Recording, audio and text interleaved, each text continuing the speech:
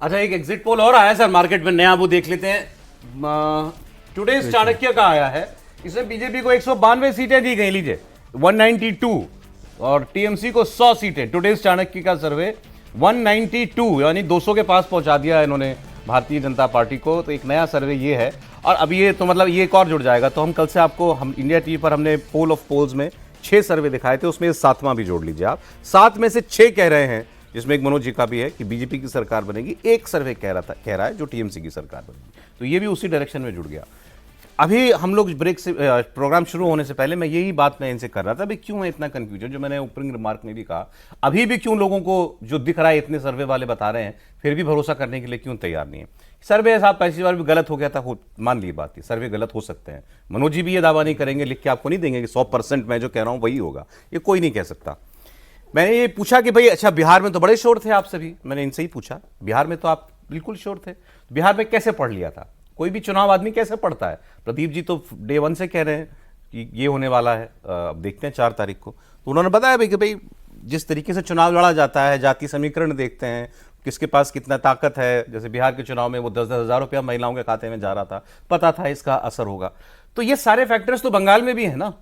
जिसको चुनाव पढ़ना आता है वो बंगाल का भी पढ़ेगा वैसे ही जैसे उसने बिहार का पढ़ा था। फिर बिहार में इतनी कंफ्यूजन बंगाल में इतनी कंफ्यूजन क्यों क्रिएट हो रही है? अब आपने महिलाओं का जो बात किया कि चूंकि मध्य प्रदेश में भी, महाराष्ट्र में, झारखंड में और बिहार में भी दिखा था इसका असर, लेकिन आप सरोज, महाराष्ट्र आप लोगों ने आसानी से बता दिया था। हाँ, बिहार भी आसानी से ऐसा बड़ा, इतना बड़ा राज्य जो है स्टेट है, हर चीज हर लिहाज से कॉम्प्लिकेटेड था, मगर क्लियरली लोगों ने पहले रीड कर लिया था। हाँ, लेकिन यहाँ पे जो हो रहा है कि बात हो रही कि भाई 1,500 तो ऑलरेडी पहले से ममता बनर्जी दे रही हैं। तो जब दे रही हैं तो उसका इंपैक्ट तो ज्यादा पड़ेगा। 3 साल पहले से 1,500 रुपया दिया जा रहा है। कोई भी पॉलिसी लेकर आइए, उसका असर जो होता है ना, वो एक ही इलेक्शन में होता है। आप उसी पॉलिसी को आप चाहे कि हर इलेक्शन में हम भजा ले, तो ऐसा नहीं होता है, पहली बात। दूसरी बात क्या है कि जिस पॉलिसी की बात की जा रही है कि महिलाओं को देकर मोटिवेट किया गया और उनको वोट में कन्वर्ट किया गया, तो झारखंड से शुरुआत करते हैं। झारखंड में कम दिया गया था इलेक्शन के 3 महीने पहले, और अनाउंसमेंट होने के पहले 2 महीने का डाला गया था। बिहार में क्या हुआ, तो वही हुआ था, इलेक्शन मैंने अनाउंसमेंट के जस्ट पहले डाला गया था, जिसको लेकर काफी विवाद था कि भाई चुनाव के समय दे रहे हैं। ये वो थे कि चुनाव के बीच में उनको लाभ पहुंचा था। जब पहली बार होता ना, नए जैसे कपड़े हम लोग के पास आते थे, बचपन में थे, तो तुरंत उसको पहनकर हम लोग बाहर जाते थे दिखाने के लिए कि भाई मेरे नए कपड़े। लेकिन उसकी उत्सुकता 1, 2, 3 बार पढ़ने के बाद वो समाप्त हो जाती है। ठीक है, ये तो एक फैक्टर की बात आप कर रहे हैं। मैं ये कह रहा हूं कि क्यों इतने सर्वे एक चीज बोल रहे हैं, बीजेपी की सरकार बन सकती है, भरोसा उतनी आसानी से क्यों नहीं कर पा रहे? बिहार में लोग भरोसा कर लिया कि बीजेपी जीतेगी, महाराष्ट्र में भी मान लिया, बंगाल में ऐसा क्या है? मैंने बोला ना कि देखिए, एक ही पॉलिसी का 2 अर्थ निकल रहा है।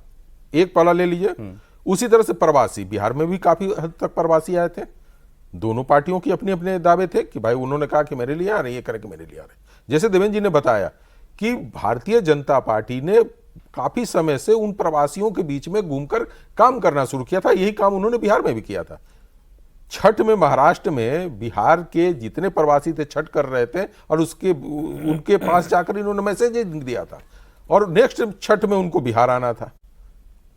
तो इस तरीके से प्रवासियों के बीच में इन्होंने काम किया था। और ये टीएमसी जो आईपैक के साथ ये काम कर रही थी और नहीं कर पाई, तो ये दूसरी यहां पे वो लगा।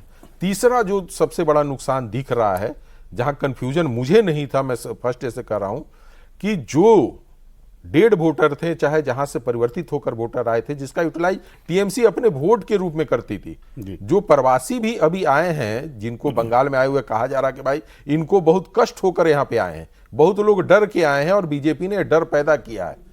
वो सिर्फ इसलिए आए हैं सरोजी कि इस बार वो अपना वोट दे सकें, चूंकि उनको पता था कि यदि हम आते भी इस इलेक्शन के पहले तो मुझे वोट नहीं देने दिया जाता। मेरे वोट का यूटिलाइजेशन जो टीएमसी के जो एक तरह से गुंडे कहा जाता है, चाहे उनके बूथ के मैनेजमेंट के लोग का है, तो वो यूज करते थे।